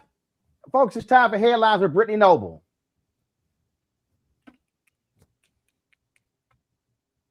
Delegate Eleanor Holmes Norton's campaign filed a termination report with the Federal Election Commission on Sunday. Norton has easily won a re-election to represent Washington, D.C. every 2 years since 1990, serving as the city's non-voting delegate in the U.S. House. Well, campaign records show she raised just $7.50 between January 1st and January 25th. As of January 25th, the campaign reported no cash on hand and is $90,000 in debt to Norton, including a $40,000 personal loan that she made to her re-election committee in June. A group of fringe researchers bypassed safeguards to the National Institutes of Health to access data from thousands of children. They ranked ethnicities by IQ scores and used it to publish at least 16 papers, prompting discredited claims about racial differences in intelligence, including the idea that Black people earn less because they are less intelligent.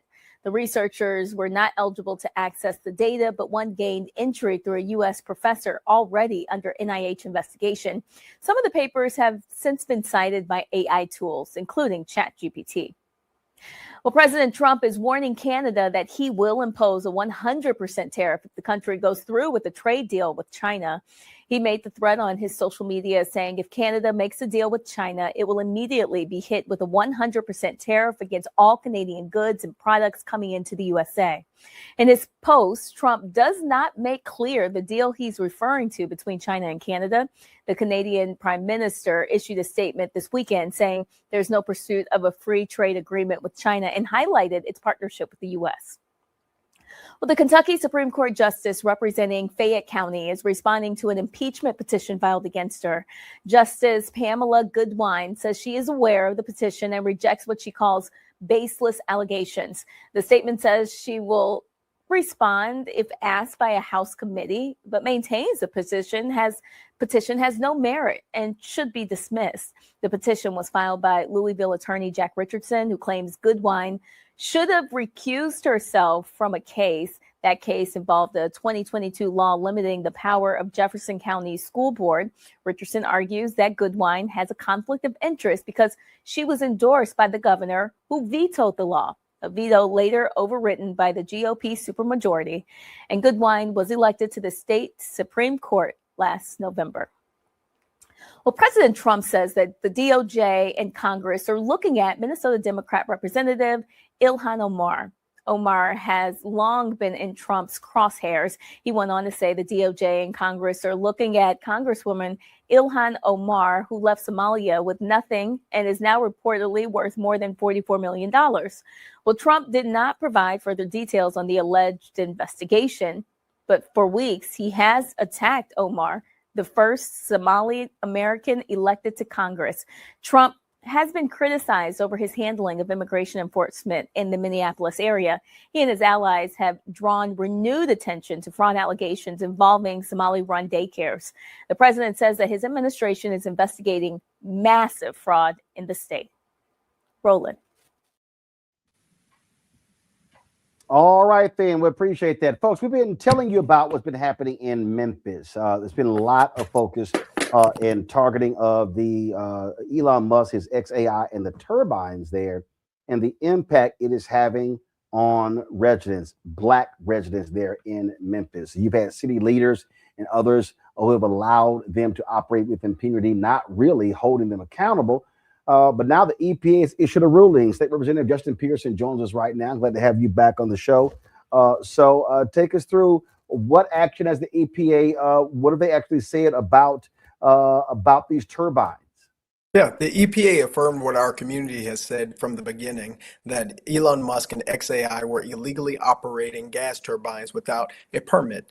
They built a power plant and didn't go to the health department or any other agency asking for a permit to do so. And they polluted the air of our community more than the international airport. We're talking about thousands of tons of nitrogen oxides, 17.2 tons of formaldehyde sprayed into the air of this community. And there was no way for us to stop them because the mayor of our city and our county supported this. The health department supported this, and the Chamber of Commerce, the Memphis Chamber of Commerce, led by Ted Townsend and Bobby White, were all supportive. And so it's very strange that Trump's EPA was the one to actually say the people in Boxtown, the people in Westwood, the people in my district, and District 86 were actually on the right side of this. And Elon Musk and a lot of the Democratic institutions, lowercase d, that were supposed to protect our community, that were supposed to prevent this from happening, failed us. All right, so what next? I mean, that is huge that Trump's EPA, I mean, listen, they kissed the ass of companies left and right that they would actually issue this kind of ruling.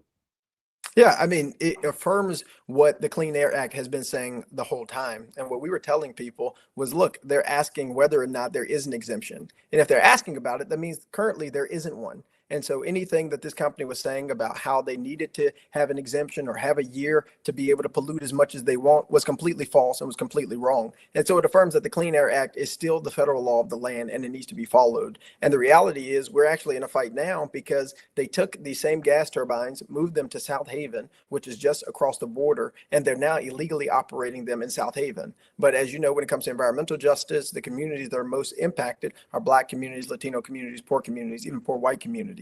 And South Haven, Mississippi is the only county in the entire state that has an F in air quality. And so this is perpetuating harm that already existed before XAI. And we have a hearing on February 17th, which we're sending a lot of people to speak up about this because the air don't care if it's in Mississippi or if it's in Memphis. We share the air and the consequences are going to fall disproportionately on people who have COPD, disproportionately have asthma, disproportionately already have lung ailments, which is historically communities that have been polluted like our district right here in Memphis, especially in Southwest Memphis. And so it's going to be an organizing tool for us, but it's also for communities across the country that are fighting these data centers. They can't illegally pollute our neighborhoods. They have to go through permit processes, which allow for us to be able to have a say about what they are doing. These billionaire games can't continue to destroy our communities on the backs of poor folk. So has the city responded? Has the county responded to this EPA ruling, affirming what you and others have been saying?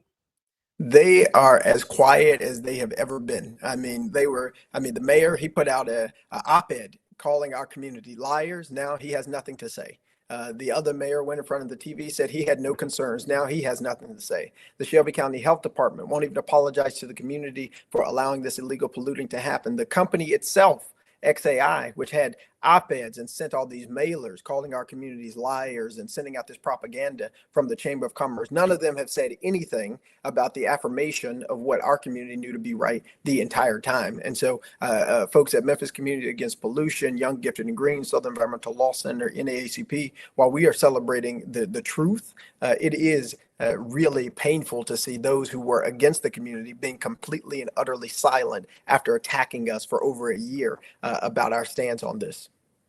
This is a CNBC article. It said the EPA's updated rule clarifies that those kinds of turbines can't be designated as non-road engines, and the companies must also obtain Clean Air Act permits before installing them, particularly if their aggregate emissions will go above major source thresholds of pollutions. And it says right here, the Shelby County Health Department in Memphis previously allowed XAI to designate its turbines as non-road engines and to start using them without any public comment and environmental impact review, as would have been required in a standard permitting process. The whole point of the city and the county is to protect the residents. These are the people. So I would hope, first of all, you got some elections coming up there. I would hope this is going to be an issue at the ballot box for the folk who don't give a damn about the air quality of the residents. Absolutely. And we got these elections coming up here in May, on May 5th. and before that for early voting, for a new county mayor, for folks on the county commission. And next year, we're going to have city council elections and a new city mayor election, because we have a responsibility as elected officials to protect our citizens, to protect our communities. That's the job. You swear your hand on a Bible or the Quran or whatever it is, and you swear an oath to protect our communities. And instead, a billionaire and $1 billion corporation was protected more than people who have a cancer risk that's 4 times the national average, people who are dealing with 18 toxic release inventory facilities surrounding our community already, who have historically been marginalized and historically been mistreated. And the people in power perpetuated the harm. And it took this EPA to say, you know what, they were right the entire time. And now those same folks who push this narrative, same folks who push this propaganda, who have all these fancy titles, they're now silent. And so they're going to perpetuate this harm, pretending like our community wasn't right. This isn't how it's supposed to be, which is why we have to get new people in power who are going to hold them accountable. And that's exactly what we're going to do. All right, State Rep Justin Pearson, we sure appreciate it. Thanks a lot. I appreciate you too. Thank you very much, folks. On Saturday, the Texas AFL-CIO held a debate between Texas State Rep James Tallarico and Congresswoman Jasmine Crockett. Both of them are running for the Democratic nomination for the United States Senate in Texas. The primary is going to taking place on March 3rd. Here are some of what they had to say on Saturday. Ms. Crockett, you have said you would absolutely at least support an impeachment inquiry into Donald Trump if he engaged in misconduct. Under what specific circumstances, if any, would you support impeachment or an impeachment inquiry, and where do you draw the line? You have 60 seconds. So I want to be clear about this. The statement he just made was from a while ago, before things got as bad as they are right now. I think that there is more than enough to impeach Donald Trump, period, on the face of it. In fact, Al Green has put on the floor more than once impeachment resolutions, and I have voted for them. Now, ultimately, do I think that we should go through the formal process so that we can do all of the data collection that we need to do so that we can have all of the evidence? Absolutely, because basically it is a prosecution. And so we need to make sure that people are actually honoring those subpoenas.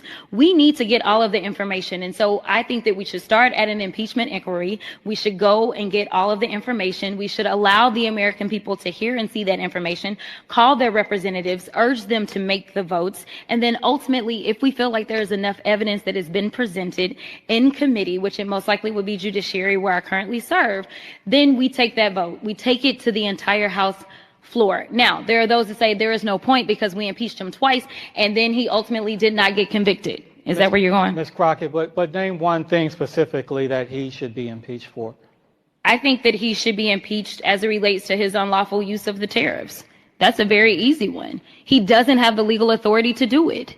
He, everything else as it relates to his legal authority, I think the courts have stopped him, whether we're talking about birthright citizenship and some others, but the courts have not yet weighed in specifically on the impeachments. The tariffs. All right.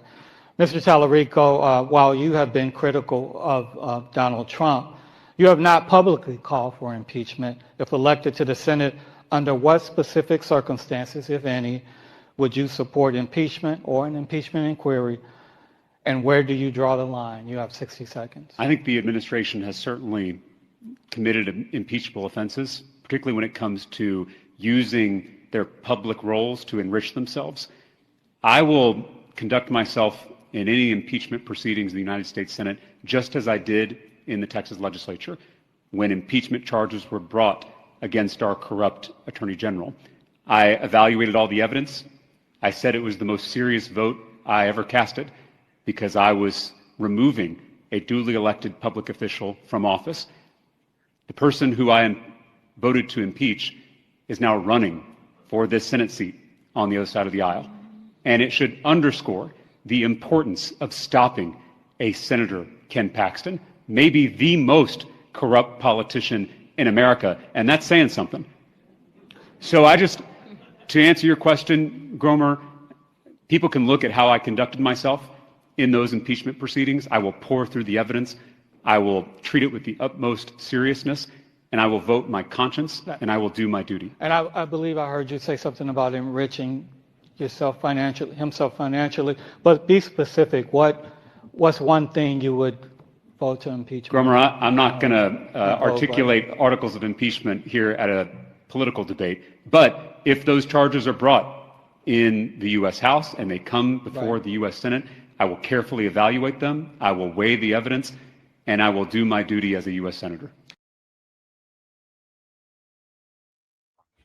All right, so let's go to our panel here. This is going to be an interesting race to watch. And the thing that just jumps out to me at the most here, it sort of just trips me out, Joy, is when I look at these progressives who are acting a fool and understand Tallarico has a right to run, Crockett has a right to run, others have dropped out. And guess what? You let them run. They didn't attack each other in the debate. Let it be about policy. Who has the best ground game? Who gets their voters out? That's what happens. And if your candidate doesn't win on March 3rd, you know what you do? You consolidate. You get behind the winner. And you say, let's take down who's going to be the Republican running, whether it's incumbent John Cornyn, Congressman Wesley Hunt, or it's the corrupt Texas Attorney General Ken Paxton. To me, this ain't hard. Yeah, no, it really is. I mean, this is what democracy looks like. I would never want to go up against Jasmine Crockett. So, God bless him and good luck to him. But we know those aren't the only factors that'll be out there. And he very well might have, a good chance. I haven't studied the race closely. But that they run against each other is fine. As long as they don't attack each other, do no harm, because there is going to be a general election, a very tough one. My hope is that they will keep it clean and then move on. But he needs to improve his answers, because I can tell you what, Cornyn, Paxton, whomever he ultimately is going up against in the Republican primary, it's going to bring more energy than that. So he needs to get some help. I almost think we need a Jasmine Crockett who can match the energy that is going to be coming from the Republican side, because they understand the importance of a Senate seat from Texas. And so they're going to bring out all the guns. Don't believe them when they say, no, don't like these people that are running. John Cornyn is not that bad. Even Jasmine Crockett has said it. So she's going to have to bring energy that's about what we want our whole nation to look like and what is the future of Texas. Right. I don't know if that guy's doing it. But here's the whole deal here on the Congo, and it's going to be a tough sled. And really what both candidates have to do, Tallarico has less name recognition than Crockett. But listen, they have got to have a strong ground game. The only way that any Democrat has a shot in Texas is if they are not only are mobilizing and organizing in the large counties, Dallas County, Harris County, Bexar County, Travis County, you've got Tarrant County, but they have got to mobilize voters in East Texas, in West Texas, in South Texas. Where Democrats have gotten killed in Texas in statewide races is that they could do well in big counties and get destroyed in the rest of the state. Well, I've been listening to you talk about Texas for years. And another thing you've also mentioned often is that the youth vote in Texas has also been abysmal over the years as well. And so you're absolutely right about the ground game. We're some of us, we're not from Texas. We're here in Maryland and DC and New York and other places. And so, yeah, we know these individuals as national figures because Jasmine Crockett being in the Senate, Tallarico because of the YouTube videos and being on Joe Rogan and the like.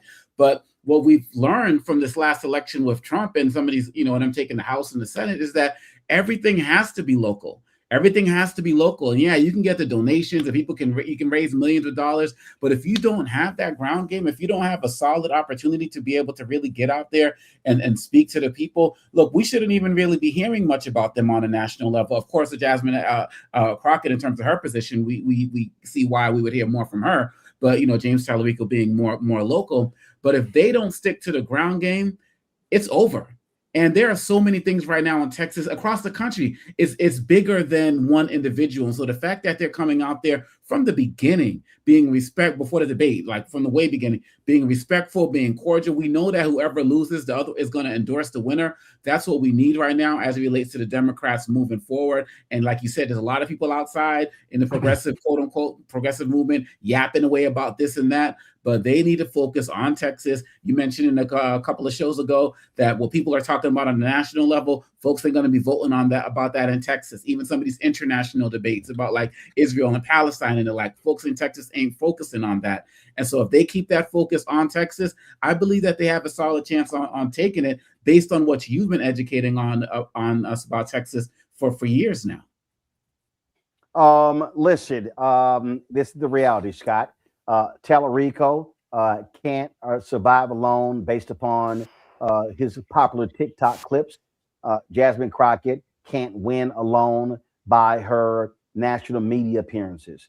Again, I'm going to say this, both candidates have got to have a massive ground game, massive volunteers, turning people out, speak to the local issues. And so for all of these dumb progressives who don't know shit about Texas, who are like, oh my God, Crockett is going to cost us a chance in the state. I'm like, listen, a Democrat ain't been elected statewide in Texas. Not this race. Any statewide race in Texas. 1988. And part of that is because they have not captured the attention, fired people up. They're going to have to do that. And so both of them have got to be putting strong campaign teams together that are putting a campaign infrastructure. You can have a great candidate. That don't mean jack if you don't have a campaign infrastructure. And both of them have lots of work to do before the March 3rd primary. Yeah, 2 points I want to share. The reason we're talking about this race is because it's a dichotomy of the struggle within the Democratic Party. Tallarico is kind of moderate and to the center and wants to be right and just on everything and maybe take the fight directly to Trump. Jasmine Crockett, who may be far left or maybe not far left, she just wants to take the fight directly to Trump. And that's the microcosm of the debate on direction for the Democrats leading up to this year as well as 2028. And then lastly, I'd say it differently in regard to organization and boots on the ground is it takes a lot of money to register Black and brown voters. There are a lot of Black and brown voters who are unregistered who would vote Democrat. There are more Black and brown voters than white conservative voters, but yet we haven't had a win since 1988. So it's going to take a lot of money, whoever wins this, to register Black and brown voters, get them to the poll, and it's an expensive proposition. So both of them need to have the money. Whoever wins needs to have the money to do it, and they ought to start registering Black and brown voters right now, quite frankly, because you're going to need them in the primary. You're going to need them in the general no matter what. To me, that's the difference maker. Who's going to register those Black and brown voters and get them to the polls to outvote the Republicans? Historically, it has never happened, or it hadn't happened since 1988. Of course. And then, of course, the primary, the early voting in that primary begins in a couple of weeks. Let me thank Scott, Joy, and Omekongo for being on today's show. Appreciate it, folks. Thanks a lot. On Saturday, we live streamed here on the Black Star Network two funerals of iconic figures. One of them, gospel icon Richard Smallwood. The other was civil rights hero Claudette Colvin. Thousands of fans gathered to bid farewell to Smallwood at a music-filled funeral on Saturday. Family and friends remembered him for his creativity, theology, and humility. Smallwood's black closed casket covered with white flowers was placed at the front of the sanctuary at First Baptist Church of Glenarden. The 2.5-hour service featured many of the songs he had written, highlighting his profound impact on gospel music. Actress Felicia Rashad, a former classmate of his at Howard University, shared memories of Smallwood introducing the gospel choir he co-founded. She also recounted how one of his songs helped her through a challenging time. Speaking of singing, Maryland Governor Wes Moore showed his chops in honoring the gospel great. Here's some of that funeral. Well-deserved rest, his contribution is still with us. That in our times of deep troubling, we know who we can lean on. We know who we can rely on, because he said it. That in sadness, you're my laughter. That shelters all my fears. When I'm alone, your hand is there to hold. Jesus, you're the center of my joy. Oh, all that's good and perfect comes from you. You're the heart of my salvation, hope for all that's true. Jesus, you're the center of my joy.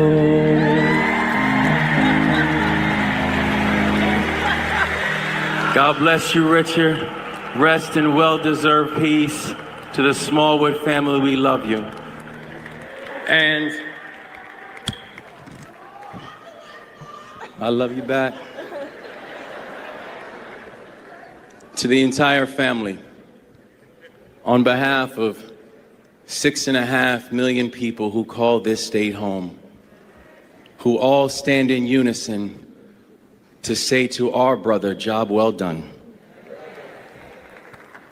I want to share with you this, be it known, that on behalf of the citizens of this state, in recognition of the inspirational creativity, the profound impact, and shining legacy of gospel music composer, choral director, and ordained minister, Richard Smallwood, in honor of your service and internationally renowned body of work that formed connections to God for generations, to recognize the power of music and in the spirit to heal and advance change, we are pleased to confer upon you this governor's citation, signed by the Secretary of State, Susan Lee, the Lieutenant Governor, Aruna Miller, and the 63rd Governor of the state of Maryland, Wes Moore.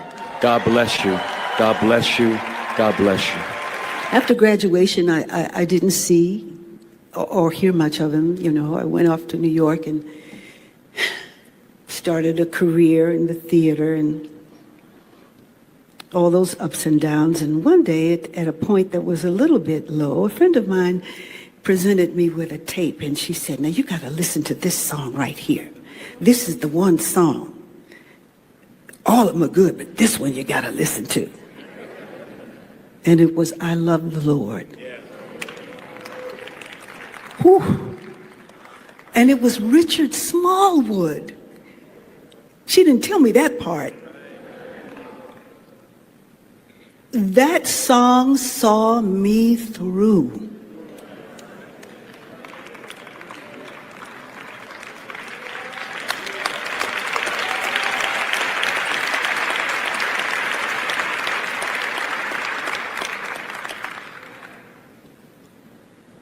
And you know through your own experience, and nothing refutes the truth of your own experience, that love of the Lord will bring you through each and every time.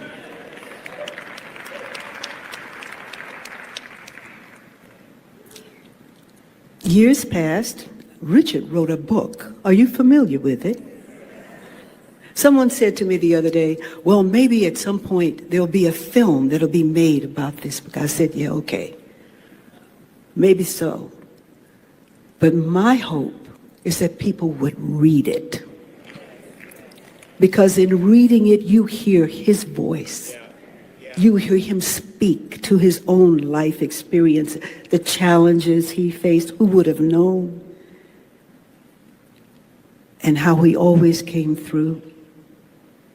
Because Sir Richard's life and his life's work are affirmation of the power of remembrance, worship, and praise. I am so thankful. I am so thankful.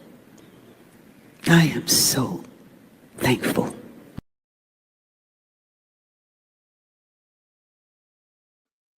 Folks, Smallwood was an 8-time Grammy Award nominee. Passed away on December 30th at the age of 77 due to complications from kidney failure in Sandy Spring, Maryland.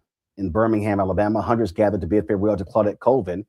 She was recognized as a pivotal yet often unsung hero of the civil rights movement.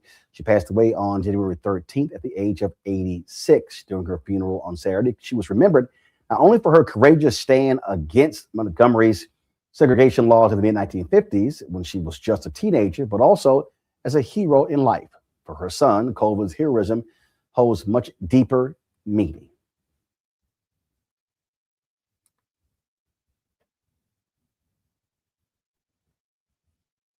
For coming out to celebrate my mom, whom the Lord shared with us for 86 years. So I'm very thankful.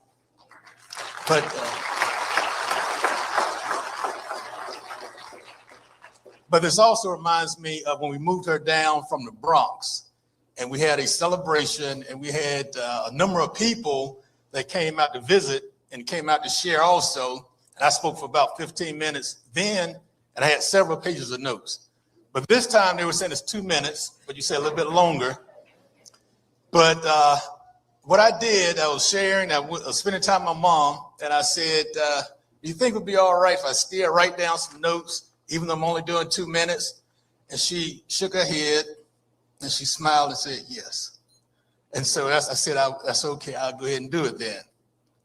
But that kind of reminds me, from a child until now, my mom and I always had a lot of conversations. We always talked. We talked a lot. When she was in New York and when I would be traveling, I was in college, sometimes we would talk for hours, so many hours, so long, sometimes I would fall asleep. And then I would wake up, and I'd call the next day and I said, I'm sorry, I fell asleep, Mom, and we'd chuckle about it and laugh. But as people were saying, my mom was a good storyteller. She had a lot of history. And one thing she did, she instilled in me when she would talk, how to see the presence of the Lord in certain situations. That was what she would do. We would talk about the world, we would talk about communities, people, and families. But then after we would talk, then we would settle back, we would share, and we would reflect, and we were saying, what do you think? How do you think the Lord was trying to move in this case, in this situation? What do you think the Lord was trying to do? And we would also use the word. And one thing we would always often go back to is Romans 8:28. As we know that all things work together for the good to them that are called according to his purpose. And so those who love the Lord. And so that's what we were doing.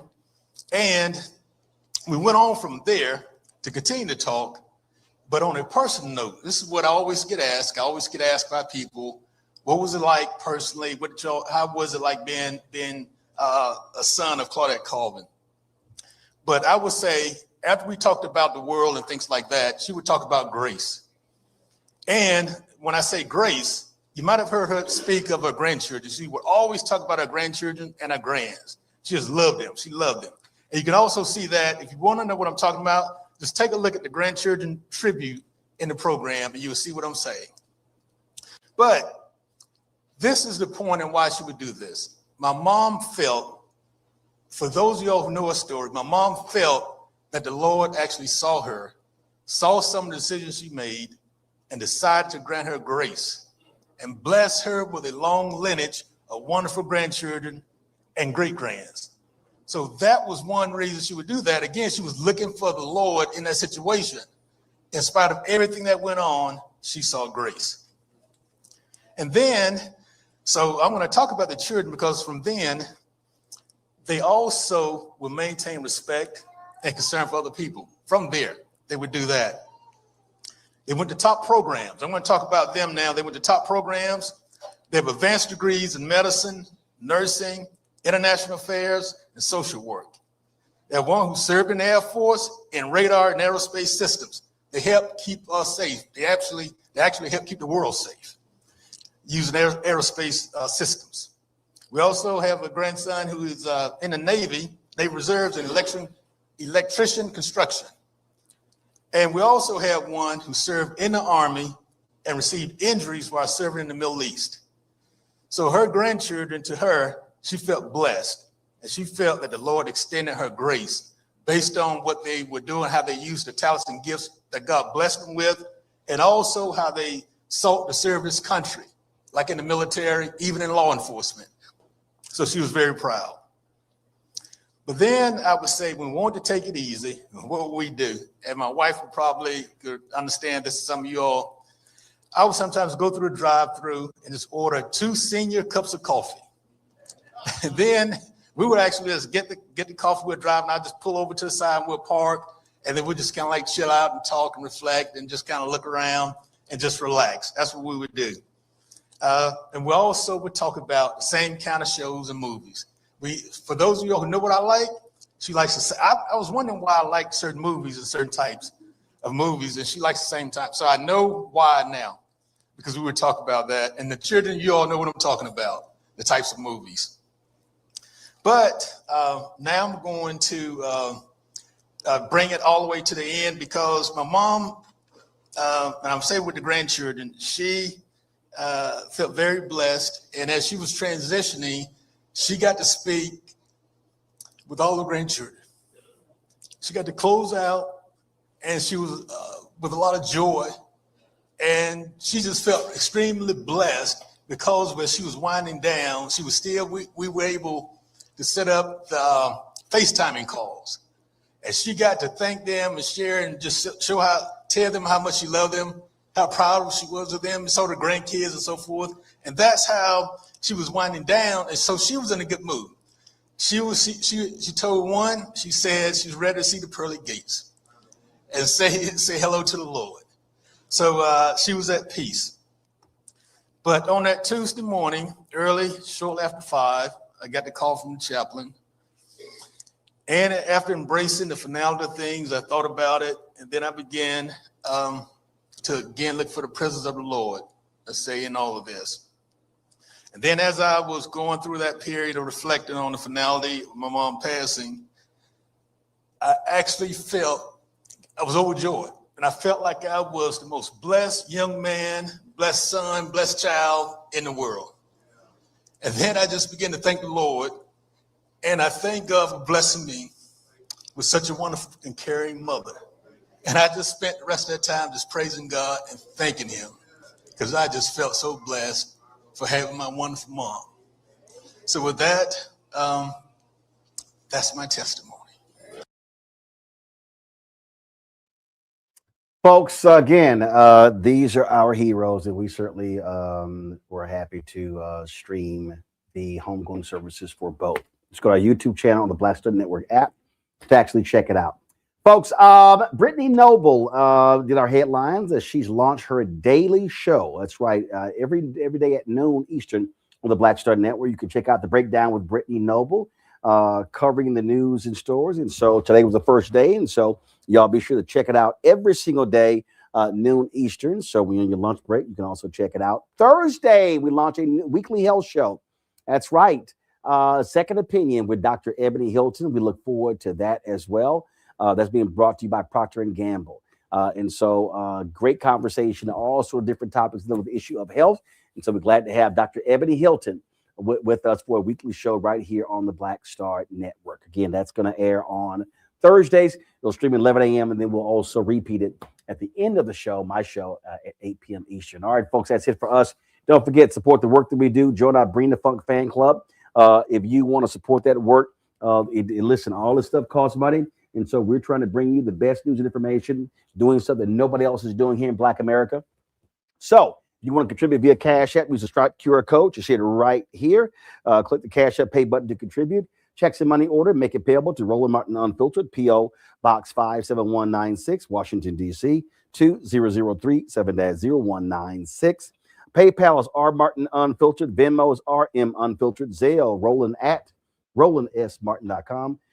Roland at RolandMartinUnfiltered.com. Of course, download Black Star Network app, Apple phone, Android phone, Apple TV, Android TV, Roku, Amazon Fire TV, Samsung Smart TV.